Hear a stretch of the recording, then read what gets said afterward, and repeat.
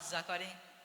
যা গল্প দিয়ে যাব ওনার ধারে তাতে আমার লজ্জা করে, কিন্তু মনে করি বিবেচনা আজকে আমি অক্ষয় চক্রবর্তী, আমার তো আর নাই না, আমি তো আর সেই শুভ সরকার নই। অক্ষয় চক্রবর্তীর ভূমিকায় ধরে বলি আমি সভ্য সবার ভিতরে কিছু গল্প বলেই যেতে পারি এই আসরে। বলে যাই আপনাদিকে ঠাই এক অঞ্চলে এক বুড়ো রয়ে, সে কিন্তু আপনাদের মতন না, এইটুক গাছিক করা দাড়ি। বলে যাই আপনাদিকে ঠাই এইখানে কোনো দাড়িওয়ালা বুড়ো রয়? হ্যাঁ রয়। ও বাবা তোমারে পরিমানা, তোমারে কিছু আমি কইনে, তুমি জম্বের ভালো, অতিরিক্ত ভালো, সাংঘাতিক ভালো, তোমার মতন ভালো নাই। আর যদি খারাপ থাকতো তা আমি কব কে? হ্যাঁ তা আমি কব কে? তা বদনাম হয়ে যাবে না আমার? এই শুনছিস অমুকের বাড়ি আইছিল ওই সলদা আমার বদনাম করে থুয়ে গেছে, তাকি আমি চাই? হ্যাঁ চাই না তো। এখন এই লম্বা দাড়ি বলি আমি আপনাদিকে ধারি, সে একটু দীক্ষা দিয়ে বেড়ায়। এখন দীক্ষা দিতি দিতি দিতি দিতি ওই তো কানে কানে ফুসফুস, আর মাসে মাসে টাকা পয়সা সোনা গোনা যা পারিস তাই দিস। ওই করতি করতি বুড়োর বিল্ডিং বেশি না, বুড়ো গরিব আছে মাত্র 3 তলা বাড়ি। বুড়ো বেশি গরিব, বেশি বড় লোক না, মিডিল ক্লাস, 3 তলা বাড়ি। এখন বুড়োর আর কেউ সঙ্গী নাই, একটা নাতি নিয়ে সেই বাড়িতে রয়। বুড়ো একদিন বারান্দায় বসে চেয়ারে বসে কফি খাচ্ছে, উনি আবার চাটা খান না, কফি খায় সুদা। শিষ্য বাড়ি যদি যায়, ও বাবা তোমার জন্য চা করবো, হুম তোরে করি মানা, ওই কফি ছাড়া আমার কাছে অন্য কিছু করবে না, ওই চারটা ধার ধারি নেই আমি। কফি খাচ্ছে, আকাশ দিয়ে একটা প্লেন উড়ে যাচ্ছে, উনি তাকায় মনে মনে ভাবে তাই আমার মনে আছে, ভাবো আমিও প্লেনে চড়ে আমেরিকা যাব। এখন আপনাদের আছে জানা, প্লেনে যদি সত্যি হয় গল্প করার একজন সাথী থাকতে হয়, তাই না মা? তাই তো কথা কন, তাই তো। এখন তাই নাতিরে নিয়ে গেছে এরোপ্লেনের ভেতরে। সারিছে আপনাদের আছে জানা, এই যে যারা সেবিকা তারা তো ইংরেজিতে ছাড়া কথা কয় না। কারো যদি জল তৃষ্ণা পায়, hey excuse me please give some water, আমার যদি একটু ভুল হয় ধরে দেবেন এই সভ্য সবার গায়ে। কারোর যদি খাবার দরকার হয়, please give me some food. এখন বুড়ো, সত্যি কথা বলা ভালো, বুড়ো একটু ইংলিশ জানে না, ওই ইংলিশের এবিসিডি জানে নাকি তা কবে কিনা।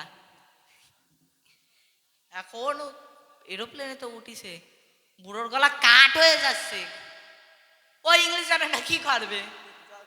জল খাবে কেন ভাই? এখন কাঠ হয়ে যাচ্ছে, ওই রাগের চোটে বাথরুম পাইছে। এ নাতি তোরে আমি কথা কই, তুই আমার কথা নিবি, এইখানেই চুপ করে বসে থাকবি, আমি একটু কাম সেরে আসি।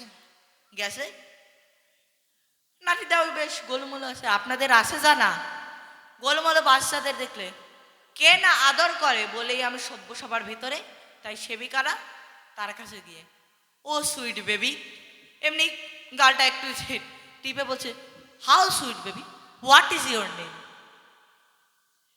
What is your favourite food. ও তো কিছু কয় না, কিছুক্ষণ পরে ওই ইংলিশ বলার পরে কয়, হেই বেবি সোনা, what is your favourite food. যেই সোনা কইছে তেমনিও ভাবছি সোনা কলকে আমারে, সোনা মানে তো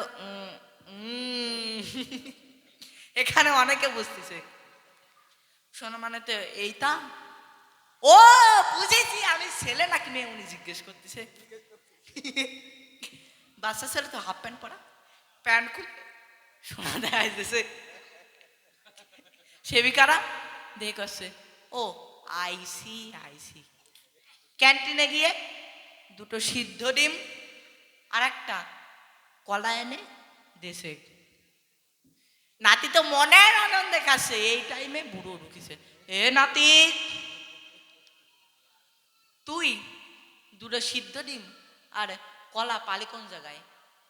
হে পালি কোন জায়গায় তুই? দাদু, তোমার তো জানা নাই, আজকাল প্লেনে উঠলি সোনা দেখালি দুটো সিদ্ধ ডিম আর একটা কলা দেয়। দাদু মনে মনে করে বিবেচনা, যদি সোনায় দেখায় দুটে সিদ্ধ ডিম আর একটা কলা পাওয়া যায়, তাহলে আমি ইংলিশ শিখতে যাব কেন? বলে যাই আপনাদিকে ঠাই, আমার মনে আছে বাবু, পরের বার আসে আমিও আমার সোনা দেখাবো। এখন সেবিকারা যেই আসে, বুড়ো অমনি লাফ দিয়ে উঠে দাঁড়াচ্ছে। সেবিকারা বলছে, what is your problem? Hey old man, what is your problem? এখন বুড়ো বুঝেছে এই তো সোনা দেখাতে গেছে। উনি আসতে ধুতি উঁচু করে বের করে দিয়েছে, হেই ননসেন্স ইডিয়েট। সেবিকা তো গালাগালি দিয়ে যাচ্ছে ইংরেজিতে, এক দাঁত দিয়ে। বুড়ো ভাবতেছে ইংলিশে যেন কি কি কয়। তারপর ক্যান্টিনে গিয়ে সেবিকারা দুটো শুকনো সুবড়ি আর একটা শুকনো লঙ্কা এনে ধরাই দিয়েছে, নে শালা গুঁড়ো খা। এই নাতি, তোরে আমি জানাই, তুই সোনা দেখালি, তোরে দুটো সিদ্ধ ডিম আর একটা কাঁচা কলা দিল, আমি সোনা দেখালাম, আমারে দুটো শুকনো শিবরি আর একটা শুকনো লঙ্কা দিল কে? দাদু, তোমার তো জানা নাই, আমার সোনা কষি ছিল ঠাই, আমারে দুটো সিদ্ধ ডিম আর একটা কলা দিল, আর তোমার সোনা শুকোয় গেছে ঠাই, তোমারে দুটো শুকনো সুবরি আর শুকনো লঙ্কা। আমি এই গল্প বলে যেতে চাচ্ছিলাম না, ওই বুড়ো দাদু আমারে কলো হোক হোক গল্প। আমি ওই ধরনের মানুষ নাকি? হ্যাঁ, এসব বাজে কথা কয়ে যাব। এমনি লোক হাসাবার তরে কবিরা অনেক সময় বিভিন্ন গল্প বলে এই আসরের ধারে, তা আদতে বাস্তবে ঘটে কিনা তা সন্দেহের বিষয়। বলি আমি আপনাদিকে ঠাই, এ কোনোদিন হয় না যে প্লেনে উঠে সোনা বের করে দিয়েছে।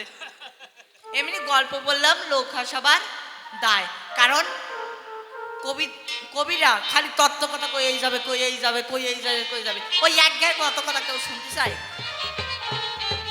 ধরুন আপনি এক গায়ে মিষ্টান্ন খাইয়েই যাচ্ছেন, আপনার ভালো লাগবে? মিষ্টান্নের মধ্যে প্রথমে একটু ডাল ভাত দিয়ে খাবেন, সোয়াবিন দিয়ে খাবেন, আবার মিষ্টান্ন খাবেন, মুখে রুচি চলে আসবে।